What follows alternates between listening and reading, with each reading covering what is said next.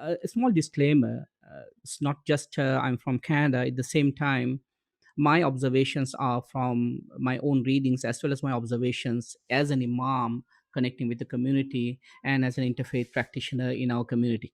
So it is not generalizing what happens in Canada, but the observations will be somewhat useful for us to chart a course, a journey forward with regard to religious freedom in Canada. I'm going to share. I believe that I have. I can share my screen. Yep, perfect.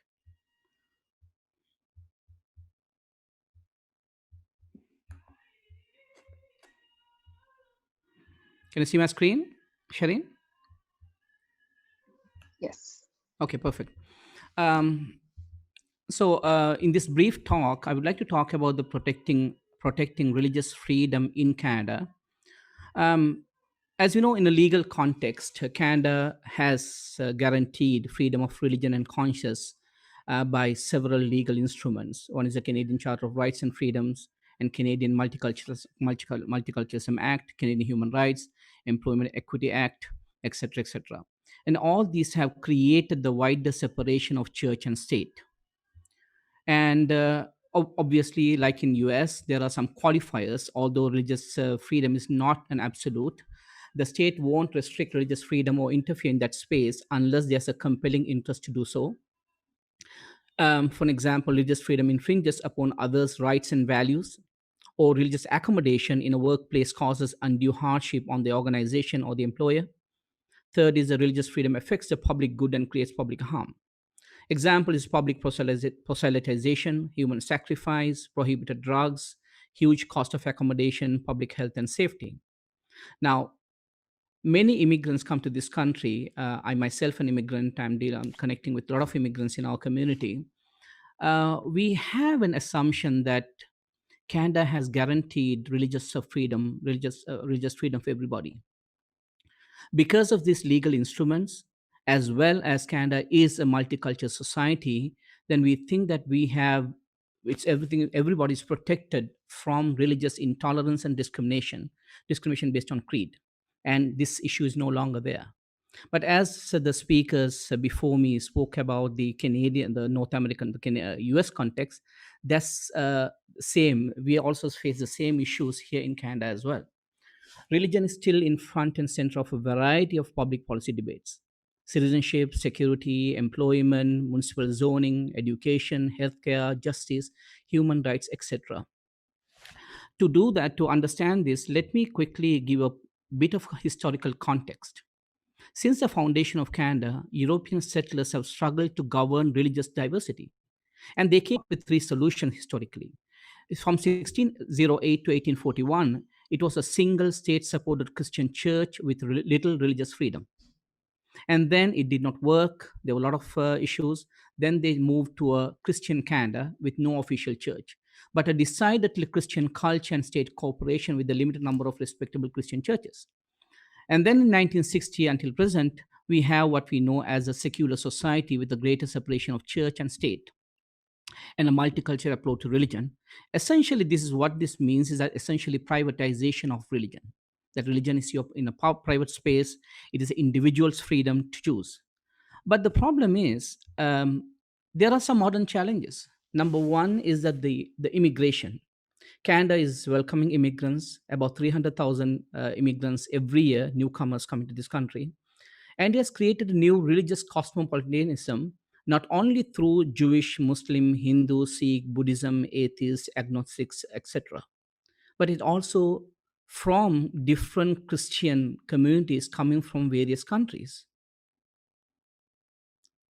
And then also the second challenge is that since the 1960s, several social trends have challenged secularization and the privatization of religion in Canada, presenting new challenges to those who wish to protect religious freedom and promote religious diversity.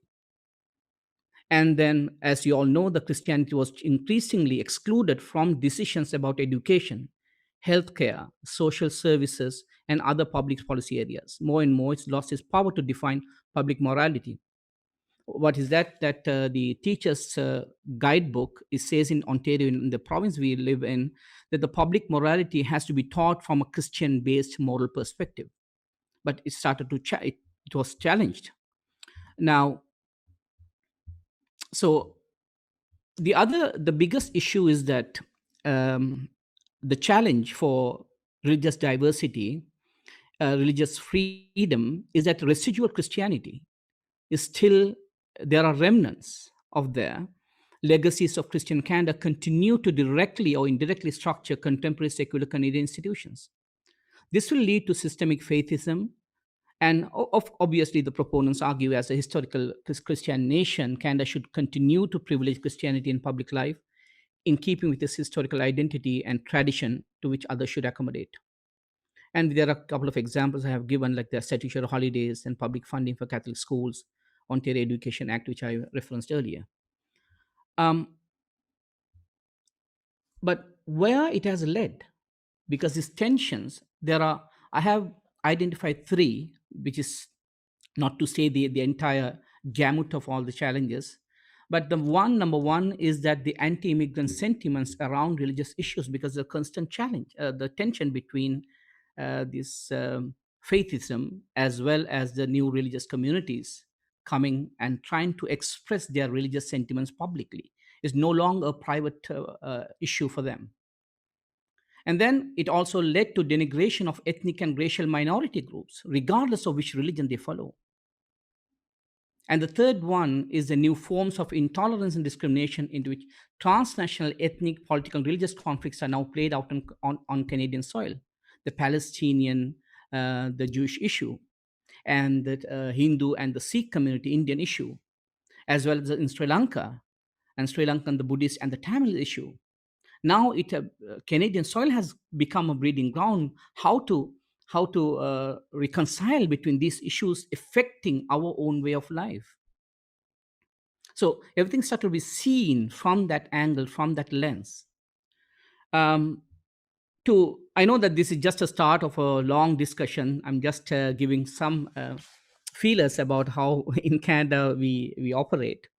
And as an imam, I have some observations. I give some examples so that to drive home the point which I mentioned earlier. Number one is the discrimination in advocacy. I see many people who are advocate for religious freedom, but discrimination in the sense that advocacy only applies to their religion, their ethnic group, and their their group identity. When the same problem is faced by another religious group, I don't see these actors in play. That is a big challenge for advocates like all of us. We cannot discriminate in causes for which we are advocating for. When the causes are similar, regardless of who it is we are advocating, we have to be in the front center defending the rights of everybody. And then again, the competing rights. President Annie mentioned about the persecution of minorities, especially when they have a sexual identity. That's also, I mean, I remember one gentleman from our community came to me and said that he was hired by an organization, and but since he did not participate in the LGBTQ parade, he had to lose his job. So here, competing rights, and whether it should that be a human rights issue, whether the state should interfere. These are some of the challenges to competing rights. Not only that, another example is that last Ramadan, because of COVID-19, all the cities allowed Muslims to broadcast the adhan, the call for prayer during the Maghrib time, for 5 minutes. The biggest obstacle, biggest challenge, biggest opposition came from Hindu communities. So minorities, religious minorities, how do we balance these tensions between them, and how Canada can, our human rights code can accommodate? And the third one is very interesting. When I read a lot of court cases, and from my own experience, when people come and complain, in the end, when I follow up with them, what happened to your workplace issue, they say it was settled out of court. Because you know that employment lawyers, when they get involved, they try to drag on and on and on until they bleed the person out of money, has lost his job, and this is dragging, they try to settle. It doesn't go to the human rights court. I think that these kind of issues has to go to the human rights court for us to devise new policies and new regulations and see what that um, the secularism is that one. I mean, what is the modern way? How what is the future looks like? Many academics have spoken about secularism in a different way, and then it has a certain worked, and we have to go for another type of secularism, etc.